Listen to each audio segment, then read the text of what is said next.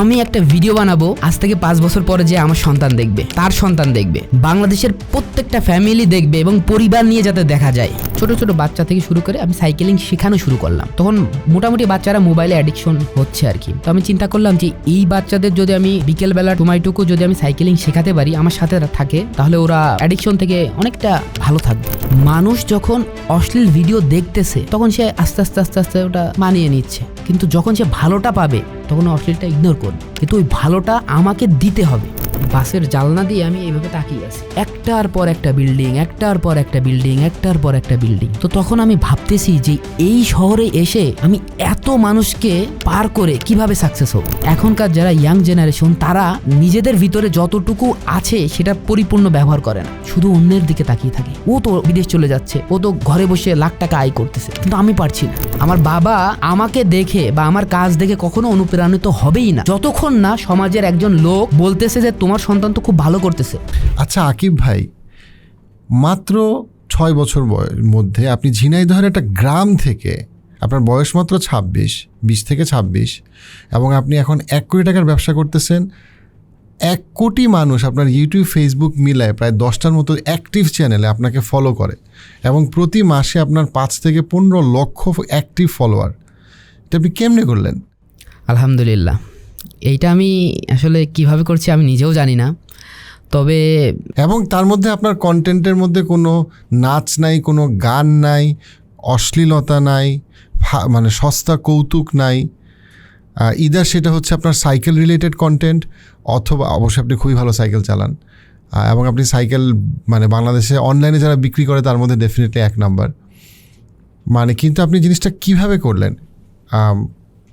অনেকে MBA করে, PhD করে, 10-20 বছর ব্যবসা করে, কন্টেন্ট তৈরি করে 100K 200K 1-2 লাখ মানুষকে দেখাইতে পারতেছেন, এবং আপনি সেখানে 1 কোটি মানুষকে কমফোর্টেবলি রিচ করছেন 18 কোটি মানুষের দেশে, এবং আরও গ্রো করতেছেন। কেমনে করলেন? তাও একটা চ্যানেল দিয়ে না, মাল্টিপল চ্যানেল দিয়ে। আমি আসলে কয়েকটা জিনিস আসলে খুব টেকনিক্যালভাবে হ্যান্ডেল করি। তার ভিতরে হচ্ছে যে কোনো কাজ করার আগে আসলে পড়াশোনা করে নিই আমি।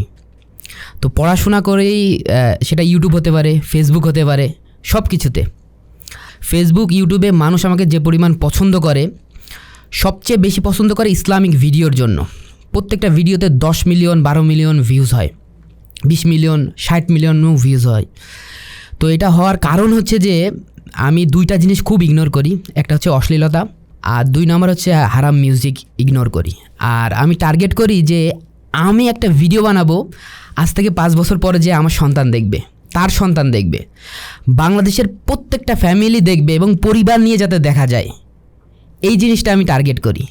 যার কারণে মানুষ আমাকে এত পরিমাণ সাপোর্ট করে, হুটহাট করে আমার সাবস্ক্রাইবার এত দিন মানে বেড়ে গেছে। কিন্তু আমরা যদি একটু পিছন থেকে শুরু করি, যে আপনি ঝিনাইদহের যে গ্রাম বা যেই থানা বা ইউনিয়ন থেকে শুরু করছেন, উপজেলা থেকে শুরু করছেন, ওইখানে তো ইউটিউব ফেসবুক আজকে থেকে 6 বছর আগে 2017-তে বেশিরভাগ মানুষ ইউজও করতো না, দেখতেও না, অনেকের স্মার্টফোনও নাই, বা অনেকের বাসায় ল্যাপটপ থাকাটা কমন না।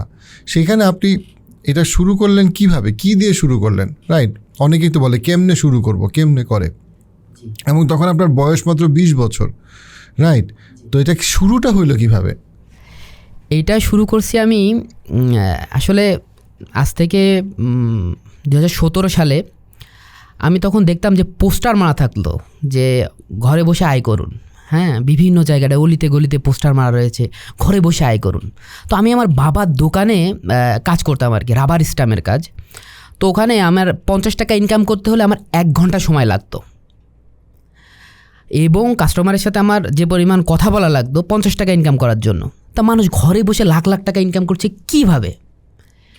তো আমার খুব কিউরিওসিটি জাগলো, এবং আমি কয়েকভাবে চেষ্টাও করলাম। তো আমি ব্যর্থ হয়ে গেলাম প্রথম পর্যায়ে। আমার দ্বারা কোনোভাবেই সম্ভব হলো না এটা। তো আমি একটু অন্যরকমভাবে চেষ্টা করা শুরু করলাম। তো প্রথমে আমি সাইকেল দিয়ে শুরু করলাম আর কি, সাইকেলিংটা।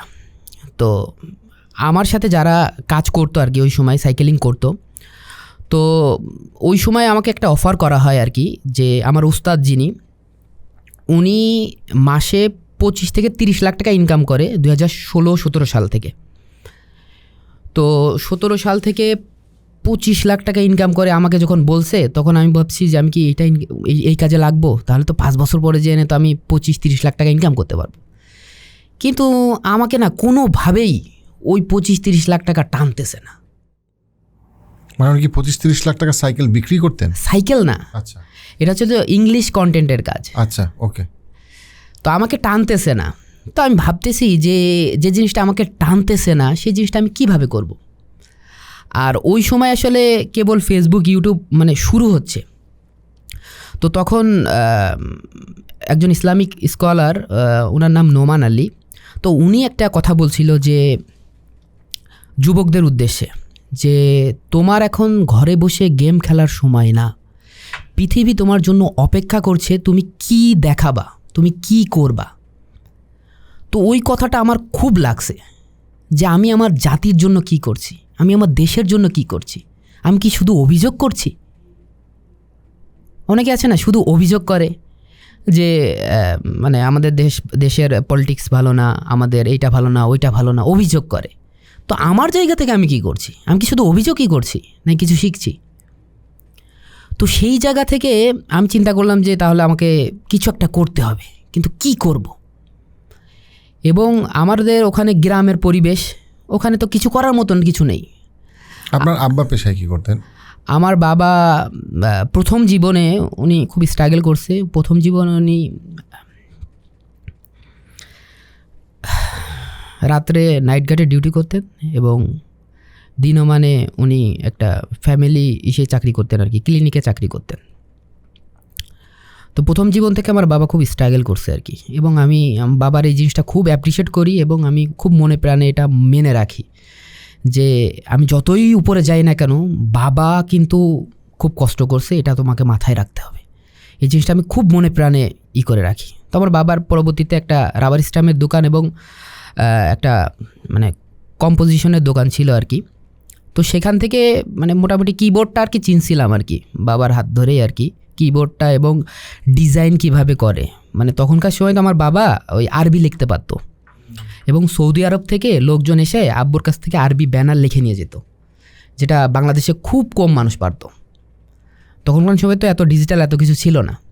তো আমার আব্বুর ভিতরে ওই আর্ট জিনিসটা ছিল। তো আমি না চাইতেও আমি অনেকটা আর্ট শিখে ফেলছিলাম আর কি। তো পরবর্তীতে মানে ফন্ট ডিজাইন কীভাবে কী করতে হয় অনেক কিছু আমি শিখে ফেলছিলাম। তো আমি যে কারো কাছে হেল্প চাবো এইরকম আমি কাউকে পাচ্ছি না। মানে আমি যখন কাজ শুরু করব, সাইকেলিং করতেছি, সাইকেল চালাচ্ছি, শিখছি, পড়ছি, কিন্তু আমি হেল্প চাবো কারো কাছে কিন্তু পাচ্ছি না। তো আমি আমার মাকে বলছি, আম্মু তো আমি তো এরকম কাজ একটা করছি কিন্তু আসলে কারোর হেল্প পাচ্ছি না। কছে বাবা আমি তোর জন্য দোয়া করি। তো একদিন সেলুনে চুল কাটতে কাটতে এক ভাই উনি দেখি ইউটিউবের গল্প বলছে। আমাদের শহরে ইউটিউবের গল্প তো বিরাট ব্যাপার, আমার কাছে তো খুব ইন্টারেস্টিং লাগছে। তো আমি চুল কাটতে কাটতে ওনার কাছে আমি বলছি যে ভাইয়া আমি তো এরকম সাইকেলিং চালাই, আমি ভিডিও বানাতে চাই। তো তখন উনি এক ভাইয়ের কাছে নিয়ে গেছে যিনি আমার এখন উস্তাদ, এবং আমি যতই উপরে যাই আমি ওনার কাছে যাই বারবার করে। আর্নিং বেশি হলেও যাই, আর্নিং কম হলেও যাই, কিছু শিখতে হলেও যাই এবং ওনার খবর নিতে হলেও যাই। তো ওনার কাছে নিয়ে গেছে, নিয়ে যাওয়ার পরে উনি বলছে আমাকে 17 সালে যে যাও তুমি 100টা ভিডিও বানিয়ে আনো। আমার কাছে মোবাইল নেই, আমার কাছে কিচ্ছু নেই, 100টা ভিডিও বানিয়ে নিয়ে গেছে, বানাতে বলছে। তখন আপনার বয়স 20 বছর আনুমানিক? জি। তো তখন আমি কিছুই বুঝি না। তখন বাংলাদেশের প্রেক্ষাপটে 1 মিলিয়ন সাবস্ক্রাইবার হলে সে টোটাল বাংলাদেশের ভিতরে জনপ্রিয়। তখন আমি একদম জিরো। তো আমি আমার মোবাইল দিয়ে প্রথম ভিডিওটা যখন শ্যুট করি মোবাইলটা ডেড হয়ে যায়। মানে ভিডিও মোবাইল তো আলাদা, আমি তো বুঝি না। পরে যাই এনে ব্যর্থ হয়ে গেলাম। আবার একটা মোবাইল কিনে মানে নিজে আর্নিং করে দোকান থেকে কিছু টাকা বাঁচিয়ে আমি মোবাইল কিনলাম, কিনে ভিডিও বানালাম, একটা করে 100টা ভিডিও বানালাম। এবং আমার বাবা যে জিনিসটা করতো আর কি, উনি ওনার লাইফে কোনো একটা জিনিস করতো না। উনি নাইট গার্ড ছিল, একসময় রিক্সা চালাইতো। তো ওইটা থেকে উনি বেটার কিছু করা শুরু করছে। উনি আপনি জানবেন কি না, ব্লগ কাটতো, ব্লগ ডিজাইনের এই কাঠের উপরে ব্লক আছে না, আগে কিন্তু পোস্টার কিন্তু ব্লক দিয়ে হইতো, তো আমার বাবা ব্লক কাটতো। তো ওই একটা থেকে আর একটাতে যাওয়ার একটা মানে আমার বাবার অনেক ইচ্ছা, এই জিনিসটা আমি দেখছি আর কি। তো আমি সবসময় চিন্তা করছি যে বেটার কিছু খুঁজো, মানে নিজেকে তৈরি করার জন্য বেটার কিছু খুঁজো। তো তখন আমি সাইকেলিংয়ের পাশাপাশি আমি ভিডিও বানানো শুরু করে দিয়েছি। দিতে দিতে ভিডিও বানাচ্ছি 100 ভিডিও বানানো হয়ে গেছে। এখন হয় কি যে একজন সিনিয়র বলছে যে তুমি 100 ভিডিও বানিয়ে নিয়ে তারপরে আমার কাছে আসো। এখন ওনার কাছে তো আমি এত গুরুত্বপূর্ণ পারসন না, কিন্তু যখন আমি 100 ভিডিও বানাইছি তখন আমার কাছে মনে হয়েছে যে এই ভিডিও নিয়ে তো ওনার সামনে যাওয়া যাবে না। মানে ভিডিওর অবস্থা এমন যে এই ভিডিও নিয়ে ওনার সামনে গেলে উনি বলবে যে তুমি যাও, তোমার দিয়ে হবে না। তো আমি 150 ভিডিও বানালাম, তারপরে ওনার কাছে গেলাম। তখন উনি বলতেছে যে তোমার ভিডিওতে এখানে এখানে মিস্টেক আছে, এটা চেঞ্জ করো। তো আমি ভাবলাম যে এটা তো চেঞ্জ করতে হবে। তো তখন আমি আস্তে আস্তে আমার কমিউনিটি বিল্ড করা শুরু করলাম, সাইকেলিং কমিউনিটি। তো আস্তে আস্তে আমার 30 থেকে 40 জন, আমি ছোট ছোট বাচ্চা থেকে শুরু করে আমি সাইকেলিং শেখানো শুরু করলাম। তো আমি চিন্তা করলাম যে আমি যদি তখন মোটামুটি বাচ্চারা মোবাইলে অ্যাডিকশন হচ্ছে আর কি। তো আমি চিন্তা করলাম যে এই বাচ্চাদের যদি আমি বিকেলবেলার সময়টুকু যদি আমি সাইকেলিং শেখাতে পারি, আমার সাথে থাকে, তাহলে ওরা মানে এই অ্যাডিকশন থেকে অনেকটা ভালো থাকবে। তখন থেকে আমি সাইকেলিং শুরু করি আর কি। সেই সাইকেল থেকে আপনার এখন দোকান, সেই দোকান এখন আপনাদের বছরে আনুমানিক কত কোটি টাকার বিক্রি হয়? 2 কোটি প্লাস। সো চিন্তা করা মানে একটা কোটি টাকার ব্যবসা আলহামদুলিল্লাহ দাঁড়ায় গেছে, যেটা সম্পূর্ণভাবে হালাল এবং যেটা ডেফিনেটলি ইউটিউব ভিডিওর সাথে ব্যবসার বিক্রির একটা গভীর সম্পর্ক আছে। আপনি শেষ ভাইয়া পড়াশোনা কোথায় করতেছিলেন? আমি শেষ পড়াশোনা করছি Jhenaidah technical school and college থেকে। রাইট। তো আপনার এই যে ধরেন এই যে ভিডিও করার যে প্রথম দিকে তো আসলে অনেক আস্তে আস্তে গ্রো করে চ্যানেলগুলো, রাইট? তো এই জায়গার যে আর্থিক যে কি বলবো ইনভেস্টমেন্ট, ফাইন্যান্সিয়াল ইনভেস্টমেন্ট, সেটা আপনি কিভাবে করতেন? সেটা হচ্ছে আমার দিনটার একটু সামারি যদি বলি, আমি সকালবেলা দোকানে চলে যেতাম, দোকানটা পরিষ্কার করতাম, পরিষ্কার করে দোকান খুলে আমি 12টার দিকে চলে যেতাম প্রাইভেট পড়তে। 1টা পর্যন্ত প্রাইভেট পড়তাম, আর ওই যে 12টা পর্যন্ত দোকানদারি করেছি, আর 1টা পর্যন্ত প্রাইভেট পড়ে আমার 2টার দিকে ক্লাস শুরু হতো, 6টা পর্যন্ত সেকেন্ড শিফটে ছিলাম। তো 6টা পর্যন্ত ক্লাস করে আমি চলে আসতাম আবার দোকানে, এসে 9টা পর্যন্ত দোকানদারি করতাম। এবং আমাদের দোকানে যে প্রবলেমটা হতো যে আমার বাবা মানে একটু মানে পুরাতন চিন্তাভাবনা মানুষ, আমার ভাই নতুন চিন্তাভাবনা মানুষ, তার মাঝখানে পড়েছি আমি। এখন এই দুইজনকে আমি বুঝাইতে গেলে খুব প্রবলেম হয়ে যেত, এবং নতুন যদি কোনো উদ্যোগ নিতে হয় সেখানেও বড় প্রবলেম হতো। বাবা এক কথা বলতো, ভাই আর এক কথা বলতো, যার কারণে বিজনেসটা আমি গ্রো করতে পারতাম না। তো তখন আমি চিন্তা ভাবনা করলাম যে এই বিজনেসটা আমাকে আস্তে আস্তে গ্রো করতে হবে, এবং আমি দোকানের ক্যাশ হ্যান্ডেল করতাম। আমি দোকান থেকে আস্তে আস্তে টাকা সাইড করা শুরু করলাম, করে আমাদের দোকানে কী করতো, বাকিতে মাল নিয়ে আসতো। তো প্রথমে আমি নিজে টাকা গুছিয়ে বাকিটা বন্ধ করে দিলাম, দিয়ে আমি তাদেরকে বললাম যে আমাদের বাকি বিজনেস করলে পুঁজি দাঁড়াবে না, আমাদের ঢাকা থেকে মাল নিয়ে আসতে হবে, লস হলেও ঢাকাতে নিয়ে আসতে হবে। প্রথম পর্যায়ে আমি এই জিনিসটা যখন করছি তখন আমার বাবা মা আর ভাই আমার উপর অনেক ট্রাস্ট করা শুরু করছে যে ও কিছু করবে। তো ওখান থেকে আমি কিছু টাকা বাঁচিয়ে কন্টেন্টে ইনভেস্ট করতাম। রাইট। না আপনার তারপরে তো মূলত আমি যদি বলি যে আপনাদের হয়তো বা গত 3 বছরে মূল যেই ভিত্তিটা, সেই ভিত্তিটা দাঁড়াইছে, রাইট? তো এইখানে এই যে গ্রোথটা, মানে যে এতটা বড় হওয়া, কোনো রকম মিউজিক অথবা যেমন আমরা যদি এখন সোশ্যাল মিডিয়াতে দেখি অনেকেরই ভিউ অনেক বাড়তেছে, কিন্তু তার বেশিরভাগই, স্পেশালি আমি যদি বলি, সেটা হচ্ছে কি যেমন টিকটকে বা ইনস্টাগ্রামে, সেটা হচ্ছে কি নাচ গান অথবা অশ্লীলতার প্রমোশনটাতে সহজে দেখা যাচ্ছে যে সে গ্রো করতেছে, অথবা দেখা যাচ্ছে খুব সস্তা কমেডি, অথবা কখনো কখনো পিওরলি আপনার যেটাকে বলবো যে একটা মানে খুব সস্তা হাস্যকর কিছু বিষয় দিল, সেটা একটা মানুষ গড়ায় পড়ে যাচ্ছে, সেটা দেখা গেল 10 মিলিয়ন ভিউ বা ইয়ে। কিন্তু আপনার ক্ষেত্রে আপনি যে গ্রোথটা করছেন সেখানে কিন্তু এই বিষয়গুলো নাই। আপনি সাইকেল চালাচ্ছেন ডেফিনেটলি, কিন্তু অথবা আপনি কোনো ইসলামিক কন্টেন্ট বানাচ্ছেন। তো এই গ্রোথটা কিভাবে আপনি পাইলেন, এটা যদি দর্শকদের উদ্দেশ্যে একটু সহজ করে বলেন, মানে আপনার কীভাবে জিনিসটা কাজ করলো? আচ্ছা, আমি 5 ওয়াক্ত সালাত আদায় করতাম, করতে করতে তখন আমার কাছে মানে মানে কেমন জানি একটা অনুভব হওয়া শুরু করলো। তখন মোটামুটি আমি বাংলাদেশের ভিতরে জনপ্রিয়, আমি সাবস্ক্রাইবার আছে, টাকা আছে, গায়ে জোর আছে, এভরিথিং আছে। তো তখন আমার কাছে মনে হলো যে আমি না মানে সঠিক লাইনে নেই। তো এই জিনিসটা আমাকে কয়েকদিন ধরে খুবই ভাবালো যে আমি কী করতেছি। তখন আমি যে কাজটা করলাম, তখন আমি চিন্তাভাবনা করলাম এবং কিছু ইসলামিক ভিডিও দেখা শুরু করলাম যে আমাকে ইসলাম নিয়ে কিছু করতে হবে, ইসলামিক জ্ঞান অর্জন করতে হবে এবং আমার কমিউনিটির জন্য কিছু করতে হবে, আমার যারা ভাই ব্রাদার আছে তাদের জন্য কিছু করতে হবে এবং অশ্লীল নাটকের বিরুদ্ধে আমাকে কিছু করতে হবে।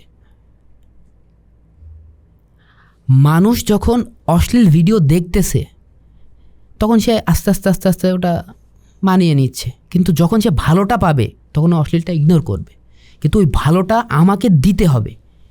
এই জিনিসটা আমি মানে খুব অনুভব করছিলাম। তো তখন আমি চিন্তা করলাম যে ইসলামিক অঙ্গনে আমি কাজ করব এবং ওই দিকের হারাম মিউজিক, ওই দিকে অনেক কিছু আছে যেগুলো আমি গতানুগতিকভাবে শিখে ফেলেছি, গান শোনা অনেক কিছু শিখে ফেলছি।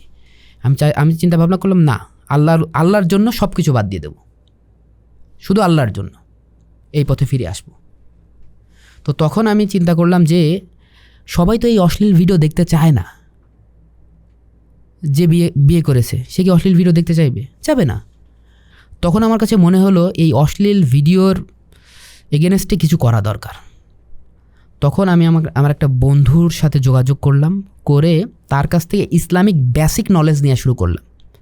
বেসিক বলতে যে টয়লেটে যাওয়ার দোয়া, মানে বেসিক জিনিসগুলো শেখা শুরু করলাম।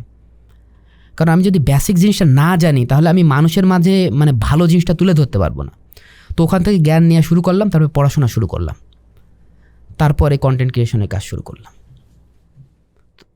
আপনার কাছে মানে এই জিনিসটা খুব ইন্টারেস্টিং যে অনেকে যারা ধরেন আপনার মানুষ খুব আন্ডার এস্টিমেট করে যে কোনো একটা ইসলামিক যে জিনিস, হ্যাঁ, সেই জিনিসটার তো আপনার যে প্রেজেন্টেশনটা যে মানুষের কাছে রিচ আউট করবে, এটার ক্ষেত্রে ইউটিউব এবং ফেসবুক কত বড় একটা ভূমিকা পালন করতে পারে।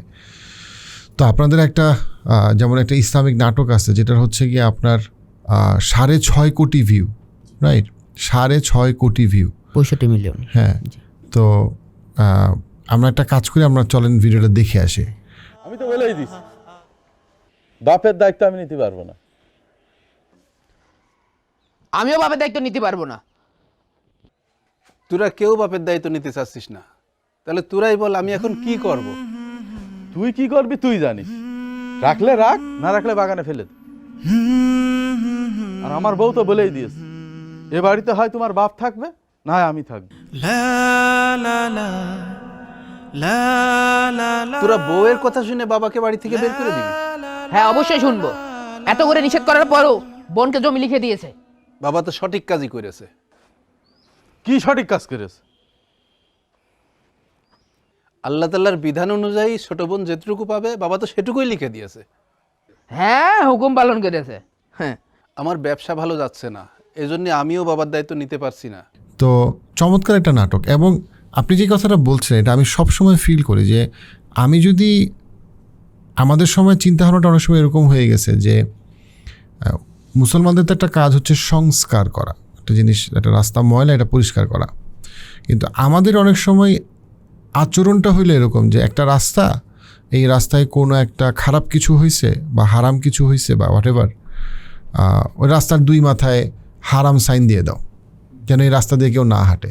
আচ্ছা, তো এখন এই যে রাস্তায় আপনি হাঁটবেন না, যেমন ফেসবুক একটা রাস্তা, ইউটিউব একটা রাস্তা, টিকটক একটা রাস্তা, ইনস্টাগ্রাম একটা রাস্তা, সব কিছু একটা, লিঙ্কডইন একটা রাস্তা, আপনি রাস্তায় হাঁটবেন না। আপনি হাঁটবেন, আপনার ছেলে হাঁটবে, আপনার প্রতিবেশী হাঁটবে, আপনার খালাতো ভাই হাঁটবে, অন্য কেউ হাঁটবে।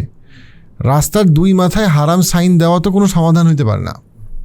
সমাধান হচ্ছে আপনাকে নতুন একটা রাস্তা হয় খুলতে হবে, অথবা এই রাস্তা পরিষ্কার করতে হবে, রাস্তায় ময়লা পরিষ্কার করতে হবে, রাইট? মুসলমানদেরকে পাঠানো হয়েছে সংস্কার করতে। তো এই জিনিসটা, এই যে আপনি যে মানে সুন্দরভাবে একটা ধরেন একটা শর্ট ফিল্মের মতো করে তৈরি করছেন, এইটা মানে আমি মনে করি যে এই যে মানসিকতাটা অনেক সময় আমরা বুঝি না, বাট যেটা আপনি দেখাইছেন বা করছেন এটা খুবই অসাধারণ। ডেফিনেটলি আপনার ভিউয়ারদের মধ্যে বেশিরভাগই মানে সমাজের একটা পার্টিকুলার অংশ যারা এই নাটকটাকে অনেক বেশি এনজয় করছে। সবার জন্য সব নাটক না, রাইট? সবার জন্য বলিউড না, সবার জন্য হলিউড না, সবার জন্য কোনো কিছুই না, সব গান সবার জন্য না, রবীন্দ্রসঙ্গীত সবাই শুনে না, আবার র্যাপ মিউজিক সবাই শুনে না। সেম ওয়েতে আপনার নাটক সবাই দেখবে না, কিন্তু অনেকে অসম্ভব পছন্দ করবে, রাইট? যেটার কারণে 6.5 কোটি ভিউ হয়েছে। কিন্তু মূল যে মানসিকতা আপনি যেটা বলতেছিলেন, এটা আমি ওটার সাথে 200% অ্যাগ্রি করি যে আমাকে একটা কিছু দিতে হবে। আমি বললাম এটা হারাম, কিন্তু আমাকে একটা কিছু দিতে হবে। আমি আমার বাচ্চাকে বললাম যে এই জিনিসটা হারাম, কিন্তু আমাকে একটা কিছু দিতে হবে তাকে, রাইট? তো আমি যদি না দেই, আমি যদি কোনো রকম কোনো একটা মানে হালাল অল্টারনেটিভ দিতে না পারি, দেন আসলে আমি আলটিমেটলি সমাজের সংস্কৃতি, ল্যাঙ্গুয়েজ মানে বা এতে আলটিমেটলি আমি বুদ্ধিবৃত্তিক যে টানাপোড়েন, সেই টানাপোড়েনে আমরা মুসলমানরা অনেক পিছিয়েই যাব, রাইট? গত 1000 বছরে অন্তত প্রায় প্রত্যেকটা মুসলিম সভ্যতারই, সেটা স্পেনে হোক আর সেটা আফ্রিকাতে হোক, তাদের অবশ্যই একটা বিনোদন কালচার ছিল, রাইট? এবং সেই জায়গাটাতে আমরা বর্তমান সময়ে আমাদের কাছে অনেক সময় মুসলমানদের কাছে মনে হয় যে হারাম বলে রাস্তাটা বন্ধ করাটাই যথেষ্ট। কিন্তু আমি যদি হারাম বলে বন্ধ করলাম, বাট আমি অল্টারনেটিভ দিতে পারলাম না, তাহলে তো কোনো লাভ নাই। যে জিনিসটা আপনি খুব সুন্দর করে করছেন, আমি এটা খুব অ্যাপ্রিসিয়েট করি জায়গাটা। তো আপনার কাছে কোন মানে এই যে আপনি যে এতগুলা almost Islamic short film content আপনারা কতগুলা করছেন এখন পর্যন্ত? 100+। সো আমি যদি প্রত্যেকটার এভারেজ ভিউ ধরি হচ্ছে গিয়ে আপনার ধরেন 10 মিলিয়নও যদি ধরি, তাহলে 100+ টোটাল ভিউ তো অনেক, রাইট? আপনার অনেক কোটি। তো এই রিচটা তো আপনার এক একটা ভিডিও বানাতে কত টাকা লাগছে? এক একটা ভিডিও আনুমানিক এবারে গড়ে 5,000 টাকা। 5,000 টাকা। তো এখন একটা যদি একটা বড় প্রোডাকশনে হাউসে যদি হইতো, তাহলে তো খরচ এক একটার পড়তো হয়তো মানে 10, 20, 30, 50 লাখ টাকাও লাগতে পারতো। তো সেই এবং অনেক ক্ষেত্রে সেরকম খরচ করে একটা ভিডিও বানায় মানুষ দেখে না। হ্যাঁ, সেখানে আপনি 5,000 টাকা করে গড়ে একটা ভিডিও বানায়, কিন্তু এত মানুষ দেখতেছে, এবং এক একটা ভিডিওতে এবারে যে 1000-এর উপরে কমেন্ট, তার মানে তারা এঙ্গেজড হচ্ছে। তো এটা একটা অনেক বড় একটা, আমি বলবো যে একটা অর্জন, অনেক বড় একটা অর্জন।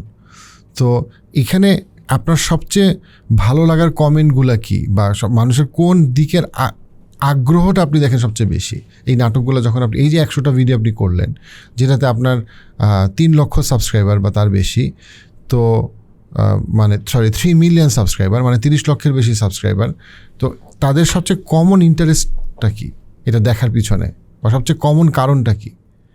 আমি সবসময় একটা প্রবলেম খুঁজি।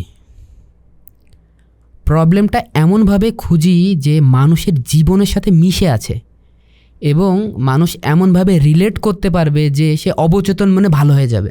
যেমন সবথেকে বেশি যে কমেন্টসগুলো পাই যে আমাদের ধর্মে যে জিনিসগুলো নিষেধ করা হয়েছে, খুব বেশি নিষেধ করা হয়নি, কিন্তু আমাদের সোশ্যাল মিডিয়াগুলো ওইগুলো এত পরিমাণ প্রচার করে সেগুলো আমাদের কাছে অবচেতন মনে পজিটিভ হয়ে যায়, এবং আমরা সেগুলো করতে থাকি। তখন ওই জিনিসটা আমি এত সুন্দরভাবে পাবলিকের সামনে তুলে ধরেছি, অনেক মানুষ এই জিনিসটা থেকে নিজেকে বিরত রেখেছে। অনেক মানুষ, অনেক গুনাহ আছে যেগুলো মানুষ না করে ফিরে আসছে। এই কমেন্টগুলো আমাকে সবচেয়ে বেশি অনুপ্রাণিত করে, এবং এই কমেন্টসগুলোর জন্যই আমি আসলে কন্টেন্ট বানানোর মানে বারবার অনুপ্রেরণা পাই। না, আলহামদুলিল্লাহ। আমি একটা জিনিসে যদি যাই, সেটা হচ্ছে যে ধরেন উপার্জন এবং হালাল উপার্জন। তো অনেকেই তো ধরেন এখন বেকারত্ব আমাদের বাংলাদেশের সবচেয়ে বড় সমস্যার একটা। তো এবং আপনি যাদের সাথে স্কুল কলেজে বা পলিটেকনিকে আপনি যাদের সাথে পড়াশোনা করছেন, তারাও কিন্তু অনেকে এখনও হয়তো চাকরির চিন্তা করতেছে। অনেকে হয়তো যারা পলিটেকনিকে পড়ছে বা পড়ে, বা যারা হয়তো বা দেখছে বুয়েটে চান্স পায় নাই বা ঢাকা ইউনিভার্সিটিতে চান্স পায় নাই, তারা কিন্তু বা ন্যাশনাল ইউনিভার্সিটিতে চান্স পায় নাই, তারা কিন্তু অনেক সময় মনে করে যে আমার তো আর কোনো উপায় নেই, আমি তো ভালো ইউনিভার্সিটিতে পড়তে পারি নাই বা ভালো স্কুলে পড়তে পারি নাই, তো আমি আর কি ক্যারিয়ারে কি করব। তো সেইখানে কিন্তু আপনি যখন আপনি পলিটেকনিকে পড়তেছিলেন, ঝিনাইদহ টেকনিক্যাল কলেজে পড়তেছিলেন, তখন থেকেই কিন্তু আপনি উপার্জনের চিন্তা করতেছিলেন এবং সেইখান থেকে কিন্তু আপনার ইউটিউব ফেসবুকের যাত্রা শুরু। তো ওই অনুপ্রেরণার জায়গাটা যদি একটু বলেন, স্পেশালি তাদের জন্য যারা হয়তো অলরেডি মনে করে আমি তো আর মানে তেমন একটা ক্যারিয়ারে ভালো করতে পারবো না, কারণ আমি তো ঢাকা শহরের মাঝখানে বড় হই নাই, অথবা আমি তো ঢাকা বিশ্ববিদ্যালয়ের ছাত্র বা ছাত্রী না। জি, আমি প্রথম যখন 2018 সালে ক্যামেরা কিনতে আসি, DSLR ক্যামেরা, তো আমি ঢাকা শহরে আসছি, চিনি না কাউকে, কিচ্ছু চিনি না। 30,000 টাকা নিয়ে ব্যাগটা এইভাবে নিয়ে বাসে বসে আছি, বাস সাইডে বসে আছি। তখন 6টা বাজে, সন্ধ্যা 6টা। এভাবে বসে বাসের জানলা দিয়ে আমি এইভাবে তাকিয়ে আছি,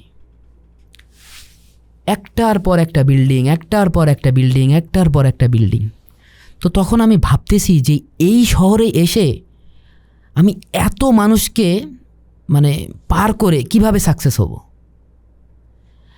সারা বাংলাদেশ থেকে মানুষ ঢাকাতে আসছে আর ওই জেলাগুলো ফাঁকা থাকছে। তো আমি যদি আমার মায়ের কাছে থেকে মায়ের মানে রাঁধা গরম ভাত খেয়ে যদি আমি ওখান থেকে কিছু করতে পারি, তখন এই জেলার, এই ঢাকা শহরের মানুষই আমার কাছ থেকে অনুপ্রেরণা পাবে। তো তখন থেকে আমি ডিসাইড করছি যে আমি যদি কিছু করতেই হয় আমার শহরে করব এবং ওখান থেকে বড় কিছু করব। তো তখন থেকে ওখান থেকে যাত্রা শুরু করছি। আর আপনি যে কথাটা বললেন যে মানুষ হচ্ছে যে বিভিন্ন কলেজ ভার্সিটিতে চান্স পাচ্ছে না এবং ইয়াং জেনারেশন খুব ডিপ্রেশনে চলে যায় যে আমার দিয়ে তো কিছু হচ্ছে না, আমি কি করব। বাবা বকতেছে, মা বকতেছে, পরিবারের লোকজন বকতেছে, সমাজের লোকজন বিভিন্ন কথা বলতেছে। তো এইটার একটা বড় সমস্যা হচ্ছে আমার কাছে যা আছে আমি সেইটা কি সম্পূর্ণ ব্যবহার করছি কি না। মানুষ সব সময় পাওয়ার আকাঙ্ক্ষাটা বেশি করে, আমার কাছে এটা নেই, কিন্তু কখনোই দেখে না যে আমার কাছে যা আছে এটা কি আমি পরিপূর্ণ ব্যবহার করছি কি না। এই জিনিসটা কখনোই দেখে না, যার কারণে আমাদের দেশে এত বেকারত্ব। আমি একটা জিনিস সবসময় মাথায় রেখে কাজ করি, সেইটা হচ্ছে যে আমি মনে করি আমাদের ঝিনাইদহ জেলাতে যদি 30 লাখ লোক থাকে, আমি মনে করি যে আল্লাহ তাআলা আমাকে এখানে পাঠিয়েছে এই জন্যই যে এই 30 লাখ লোক আমাকে হেল্প করবে। আমার একটা ভাই আছে, আমার একটা বোন আছে, আমি যে সমাজে থাকি সেই সমাজে অসংখ্য লোক আছে, আমি তাদেরকে ভাই বলতেছি, কাকা বলতেছি, দাদা বলতেছি। আমার লাইফে যখন হেল্প লাগবে তখন আমি তাদেরকে বলতেছি না, বলছি না, যার কারণে আমার কাছে মনে হচ্ছে যে আমি তো বেটার কিছু করতে পারছি না। তো আমার কাছে মনে হয় যে এখনকার যারা ইয়াং জেনারেশন, তারা তাদের মানে নিজেদের ভিতরে যতটুকু আছে সেটা পরিপূর্ণ ব্যবহার করে না, শুধু অন্যের দিকে তাকিয়ে থাকে। ও তো এটা করে ফেলছে, ও তো মানে বিদেশ চলে যাচ্ছে, ও তো ঘরে বসে লাখ টাকা আয় করতেছে, কিন্তু আমি পারছি না। এই জিনিসটা থেকে আমাদের বেরোয় আসতে হবে। এখানে আমার কাছে মনে হয় যে আপনি একটা গুরুত্বপূর্ণ পয়েন্ট নিয়ে আসছেন, সেটা হচ্ছে গিয়ে যে মানে অভিযোগ না করে আমার যতটুকু আছে সেটা চিন্তা করা। যেমন আপনি অতি সচ্ছল কোনো পরিবার থেকে না, বা আপনার, কিন্তু আপনি চেষ্টা করছেন যে আমার যতটুকু আছে অতটুকু দিয়ে আমি ম্যাক্সিমাম কি করতে পারি, এবং তারপরে আলহামদুলিল্লাহ আল্লাহ বরকত দিছে। কিন্তু আমি যেটা বলবো সেটা হচ্ছে যে অনেক সময় আমাদের বেকারত্ব নিয়ে যখনই মানে কথা বলা হয় বা কথা বলা যায়, তখন সবসময় হচ্ছে গিয়ে যে শুধুমাত্র সরকারের দোষ, শুধুমাত্র হচ্ছে আমাদের কি নাই, উইচ ইজ ট্রু। আমাদের অনেক চ্যালেঞ্জ আছে, আসলেও আছে, আমাদের দেশে দুর্নীতির সমস্যা আছে, আমাদের দেশে আসলেও অনেক সিস্টেম ঠিক নেই। কিন্তু যা কিছু আছে, পৃথিবীর ইতিহাসে মানুষের নানাভাবে অবিচারের শিকার হয়েছিল, সবসময়ই ছিল, কিন্তু ওই অবিচারের মধ্যে থেকে যারা জীবনে বড় হয়েছে তাদের একটা বড় জিনিস ছিল হচ্ছে কি উদ্যোগী হওয়া, চেষ্টা করা যতটুকু আছে, এবং সেই জিনিসটা আপনি খুব সুন্দর করে দেখাইছেন। এবং আপনি এমন একটা পরিস্থিতিতে ছিলেন যখন আপনার বয়স 19-20 বছর, তখন আপনি বলতেই পারতেন যে কোনো মতে 3 বেলা খাইলেই তো হইতো, অথবা কোনো বেলা চললেই তো হইলো, বা কোনো মতে একটা দোকান চালাইলেই তো হইলো, কোনো মতে পাশ করলেই তো হইলো, বা ও বিসিএস পরীক্ষা দিতে পারতেছি না, জীবন শেষ, অথবা আমার ডাক্তার হওয়া ছিল, আমার আব্বা মা আমাকে ডাক্তার হইতে পারে নাই, তো শেষ, আর দরকার নাই। কিন্তু আপনি চেষ্টা করছেন যে না, আচ্ছা কী সুযোগটা আছে বা কী আছে। তো সেই জিনিসটা একটা মানে অবশ্যই একটা খুবই গুরুত্বপূর্ণ একটা বিষয়। আমার কাছে মনে হয় যে মানুষ খুব বেশি পরিমাণে অভিযোগ করে, যেটা দিয়ে আপনি শুরু করছিলেন, যে সে চিন্তা করে না যে আচ্ছা আমি আর কি আছে যেটা আমি করতেছি না, যেটা আপনি বলতেছিলেন, দেন আমার কি নাই যেটা থাকলে আর অনেক ভালো হইতো।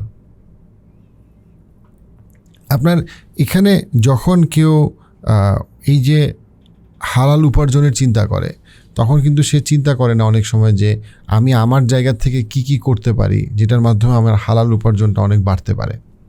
তো সেই জায়গাটায় আপনি যখন এই যে উপার্জনটাকে আপনি কিভাবে ধরেন স্পেন্ড করেন বা খরচ করেন, যেটা আপনার কাছে মনে হয় যে সমাজের জন্য ভালো বা আপনার এর জন্য ভালো। অলরেডি আমি জানি যে কিছু আপনি একটা অফিস নিয়েছেন, কিছু মানুষ চাকরি করতেছে, বাট আপনি সামনে কি দেখেন, যে কিভাবে আপনি চিন্তা করেন যে সেই উপার্জনটাকে কাজে লাগানো যায়? আচ্ছা, আমি যখন এইচএসসি পাশ করি তখন আমি সবসময় চিন্তা করতাম না 3 বছর পরে যেয়ে নিয়ে এই ইন্ডাস্ট্রি কি হবে, 5 বছর পরে যেয়ে নিয়ে এটা কোথায় যেয়ে দাঁড়াবে। তো তখন আমি এই মানে ভিডিও বানানোর ব্যাপারগুলো যে এত বড় ভবিষ্যৎ দেখছিলাম, তখন আমি দিনরাত পড়াশোনা শুরু করে দিয়েছি। তো আমি 4 বছর পরিশ্রম করছি, করার পরে যে এনে 5 বছর পরিশ্রম করছি, করার পরে যে এনে এখন আমি একটা মোটামুটি একটা মানে ভালো পজিশনে আসছি। এর পিছনে একটা কারণ আছে, সেটা হচ্ছে যে আমি যখন সাইকেলিং করতাম, তো আমার সাথে সারা বাংলাদেশে 64টা জেলায় প্রচুর মানুষ সাইকেলিং করতো। কেউ 5 বছর, 7 বছর, 8 বছর সাইকেলিং করছে, কিন্তু তারা ওখান থেকে কোনো অর্থ উপার্জন করতে পারেনি। এবং এই জিনিসটা আমার কাছে খুবই খারাপ লাগছে যে আমি সাইকেলিং করতেছি, আমার শরীর চর্চা হচ্ছে, আমি মানুষকে ভালো কিছু দিচ্ছি, কিন্তু আমি এখান থেকে টাকা যদি না আসে তাহলে আমি তো এটা বেশি দিন করতে পারবো না, কন্টিনিউ করতে পারবো না। এবং যারা আমার সাথে সাইকেলিং করতেছে এর পরিবার তো বলবে যে তুই তো আকিবের সাথে মিশে তো তোর জীবনটা নষ্ট করছিস, তুই তো লাইফে কিছু করতে পারবি না, আমি তোকে মানা করলাম যে তুই ওর সাথে সাইকেলিং করিস না। তো আমার এই জিনিসটা অনেক ভাবাতো, পড়াশোনা কর, হ্যাঁ, বা এর থেকে চাকরি কর, আকিবের সাথে সাইকেল চালায় তো কি হবে। তো এই জিনিসটা আমাকে অনেক ভাবাতো। তো তখন আমার সাথে যারা থাকতো আর কি, তাদেরকে আমি সবসময় আমার ছোটো ভাইয়ের মতন মনে করতাম, একদম ছোটো ভাইয়ের মতন। তো তখন আমি চিন্তা করলাম যে এরা 5 বছর পরে বা 2 বছর পরে যেন আমার বিরুদ্ধে অভিযোগ করবে যে আমি আকিব ভাইয়ের পিছনে ছিলাম। কারণ মানুষ তো আসলে বিশেষ করে আমাদের বাঙালি জাতিগতভাবে আমরা মানে মানুষদের নেতা বানাতে বেশি পছন্দ করি। ওই ভাই আছে তো আমরা বিচ আছি, এই জিনিসটা খুব পছন্দ করি। তো তখন আমার কাছে মনে হয়েছে যে এদের জন্য আমার কিছু করা দরকার। তো তখন থেকে আমি মানে সাইকেলিংয়ের পাশাপাশি ইউটিউবটাকে খুব ফোকাসে রাখছি, কিন্তু কাউকে কিছু বলিনি, বাবা মা কাউকে কিছু বলিনি। আমি চিন্তা করছি যে যখন আমি একজন মানুষের জীবনে আমার ভিডিওটা দিতে পারবো, সে যখন দেখবে তখন সে বলবে যে মাশাআল্লাহ ভাইয়া তোমার ভিডিওটা দেখছি খুব ভালো হয়েছে। আমার বাবা আমাকে দেখে বা আমার কাজ দেখে কখনো অনুপ্রাণিত হবেই না যতক্ষণ না সমাজের একজন লোক বলতেছে যে তোমার সন্তান তো খুব ভালো করতেছে। আমি যখন ডিসি স্যারের সাথে উঠা বসা করছি, মেয়রের সাথে উঠা বসা করছি, এবং আমাদের মন্ত্রী পলক ভাইয়া আসছিল ঝিনাইদহতে, তখন আমি গেছিলাম রিসিভ করতে। তো এই ছবিগুলো যখন আমার বাবা দেখছে বা আমাদের এলাকার লোকজন আমার বাবাকে বলছে যে তোমার ছেলে তো বিরাট কিছু, ডিসি স্যারের সাথে ছবি, মন্ত্রী আসছে তার সাথে ছবি, মেয়রের সাথে সবসময় উঠা বসা, তখন আমার বাবা আমাকে গুরুত্ব দেওয়া শুরু করছে। তো আমি দেখলাম যে যত যাই হোক না কেন এখানে সবাই ভালোবাসবে, কিন্তু কেউ আর্থিকভাবে টাকা দিয়ে সহযোগিতা করবে না। সবাই বাবা দেবে, না খুব গুড, খুব ভালো করতেছো তোমরা, আসলে করো করো সবাই বলবে, কিন্তু আর্থিকভাবে দিন শেষে তো সাইকেল একটা নষ্ট হয়ে গেলে তো যে খরচটা হবে সেটা কে দেবে? তো তখন আমি ইউটিউবিংটা শুরু করি এবং আমি ওদেরকে কাউকে বুঝতে দিই না এবং কাউকে কিচ্ছু বলি না। এর মাঝে অনেক মানুষ চলে গেছে এবং যারা শেষ পর্যন্ত আমার সাথে ছিল তাদেরকে নিয়ে আমি ব্যবসা শুরু করছি এবং আমার ব্যবসার কিছুটা পার্সেন্টেজ তাদেরকে দিয়েছি। আপনি অবাক হয়ে যাবেন একটা বিষয়ে, যে আমার সাথে যে ছেলেটা কাজ করে, আজ 5 বছর যাবৎ যে ছেলেটা কাজ করছে, সে আজ পর্যন্ত কোনো দিন আমাকে বলিনি যে ভাই আমাকে 1000 টাকা দেন। আজ পর্যন্ত কোনো দিন বলিনি। মানে শুরু থেকে আজ পর্যন্ত, মানে ভাঙা ফোন থেকে শুরু করে আজকে 2 লক্ষ টাকার ক্যামেরা, 2 লক্ষ টাকার ফোন সে ভিডিও করে, সব ধরনের ইকুইপমেন্ট সে ব্যবহার করতে পারে। আজ পর্যন্ত বলিনি যে ভাই আমাকে 1000 টাকা দেন, যে আমার বাবা অসুস্থ টাকা দেন। ও ছেলেটা, ওর নাম হচ্ছে রতন, ও হচ্ছে যে মসজিদে মজ্জেন আর কি, পাশাপাশি আমার সাথে এই কাজগুলো করে। এবং আমি ওকে বলছি যে তুমি কখনোই মসজিদটা ছাড়বা না, ওটা থাক, পাশাপাশি তুমি আমার এটা করো। কারণ একটা মানুষের তো মানে পুরো লাইফটা তো কাজ থাকে না। এবং ও ওখানে কাজ করে এবং ধর্মীয়ভাবে ও স্ট্রং হচ্ছে এবং আমি চাচ্ছি যে আমার কমিউনিটিটা ইসলামিক হোক। তো ওই জায়গা থেকে আমি আমার সাথে যারা ছিল তাদেরকে সবাইকে আমি চাকরি দিয়ে দিয়েছি আমার কোম্পানিতে। আমার কোম্পানির নাম ক্রিয়েটিভ মিডিয়া। ওখানে কিছু লোকের চাকরি দিয়েছি এবং যারা সেলস এবং সাইকেলিংয়ে এক্সপার্ট তাদেরকে আমার সাইকেলের দিকে শিফট করে দিয়েছি এবং যারা ফিল্মে এক্সপার্ট তাদেরকে ফিল্মে নিয়ে আসছি। যে অ্যাক্টিং পারে না তাকে অ্যাক্টিং শেখাইছি, যে কথা বলতে পারে না তাকে কথা বলা শিখাইছি, যে এডিটিং পারে না তাকে এডিটিং শেখাইছি। আমাদের এলাকায় কোনো অ্যাক্টর নেই, আমি তাদেরকে সবাইকে ডেকে মোটিভেট করে অ্যাক্টর বানাইছি যে আসেন আমরা কিছু করি সমাজের জন্য, আসেন। তো সেখান থেকে আলহামদুলিল্লাহ এখন 10-12 জন আমার সাথে কাজ করতেছে, অভিনেতা হয়ে গেছে মাশাআল্লাহ। হ্যাঁ। এটা খুবই মানে অনুপ্রেরণার আর কি। কারণ একদম নিজ হাতে বসে স্ক্র্যাচ থেকে মাটি থেকে জিনিসগুলো তুলে আনাটা কোনো সহজ কাজ না, স্পেশালি 26 বছর বয়স, একেবারেই না। এবং এখানে দেখা যাচ্ছে অনেকে MBA করে ফেলছে, কিন্তু সে দেখা যাচ্ছে যে কোনোভাবেই সে তার একটা ক্যারিয়ার, তার একটা অপরচুনিটির জন্য সে চেষ্টাও করতেছে না। 1-2 বছর চেষ্টা করে সে এখন আর কোথাও ইন্টারভিউ দেয় না, ব্যবসা তো আরও অনেক পরের। তো সেই জায়গায় আপনি একেবারে আপনার প্রত্যেকটা যতটুকু যা রিসোর্স আছে, প্রত্যেকটা রিসোর্সকে আপনি যেভাবে পারেন আপনি ইউজ করার চেষ্টা করছেন এবং করে যাচ্ছেন। এবং সেটাতে ধরেন এখন শুধু ঝিনাইদহের মানুষ আপনাকে দেখে না, সারা বাংলাদেশের মানুষ এবং দেশের বাইরের মানুষ আপনাকে দেখে, রাইট? কলকাতার অনেকে আপনাদেরকে দেখে। আপনার অডিয়েন্সের কত % কলকাতার আনুমানিক, বা ইন্ডিয়ার? 20% কলকাতার। 20%, অনেক বড় একটা সংখ্যা। এবং দেশের বাইরে আছে, সৌদি আরব আছে, প্রবাসীরা অনেকে দেখে। ইউরোপ কান্ট্রিতে আছে অনেক প্রবাসীরা অনেকে দেখে, রাইট? খুব পছন্দ করে তারা। প্রবাসী যারা আছে তারা মানে বাবা মায়ের সাথে যে কন্টেন্টগুলো আমি বানাই, বাবা মায়ের সাথে যে সম্পর্ক, যে শ্রদ্ধা, সেই জিনিসগুলো খুবই পছন্দ করে। যেমন দুনিয়াতে যদি কোনো সন্তান তার বাবার সাথে খারাপ আচরণ করে, আল্লাহ তাআলা দুনিয়াতেই তাকে কোনো না কোনোভাবে সেটা শাস্তি দিয়ে দেয়। তো এটা আমি এইভাবে বলিনি, আমি কন্টেন্টের মাধ্যমে তাকে এত সুন্দরভাবে মেসেজটা দিয়েছি, তার চোখ দিয়ে পানি বের হয়ে গেছে। সে কমেন্ট করছে, ভাই আমার চোখ দিয়ে পানি বেরিয়ে গেছে আপনার কন্টেন্টটা দেখে। তখন আমার বুকটা কেঁপে উঠছে। আর আমি কখনোই ভিডিওর ভিউজ দেখি না, কে ট্রেন্ডিংয়ে আছে, কে সব থেকে ভালো করতেছে, এগুলো আমি কখনোই দেখি না। আমি মনে করি যে আমি আমার জাতির জন্য কি করতেছি, সব থেকে ইম্পর্টেন্ট, সব থেকে প্রবলেম কি বিষয় নিয়ে, আমি সেটা নিয়ে কাজ করি। বাংলাদেশের মানুষ 2টা জিনিস খুব ইগনোর করে, এক হচ্ছে ধর্মীয় ব্যাপার আর 2 হচ্ছে রাজনৈতিক ব্যাপার। তো আমি দেখলাম যে ধর্মীয় বিষয়ে পড়াশোনা করে যদি আমি কিছু একটা করি, প্রবলেম কম হবে কিন্তু সাকসেস অনেক বেশি আছে, স্কোপ আছে। আর রাজনীতির ব্যাপারটা তো সম্পূর্ণ মাঠে ময়দানে, ওটাতে আমি আর যাইনি। তো আমি এই জন্য ধর্মীয় ব্যাপারটাতে কন্টেন্ট বানানো শুরু করছি। না আলহামদুলিল্লাহ আপনি ভালো করছেন এবং আপনি আপনার কাজটা আগায় যান এবং কাজটাতে আরও বেশি সফলতা আসুক এই কামনা করি। এবং অবশ্যই আপনি অনেক ভালো করতেছেন এবং এখানে মনে করেন আরও অনেক ভালো কিছু করার আরও সামনে সুযোগ আছে। আপনার বয়স এবং এনার্জি উদ্যম সবই আছে। তো ইনশাল্লাহ ভালো থাকবেন এবং আমি নিশ্চিত যে এটা আরও অনেককে অনেক ভালো কাজে অনুপ্রাণিত করবে ইনশাল্লাহ। থ্যাংক ইউ আপনার সময় দেওয়ার জন্য।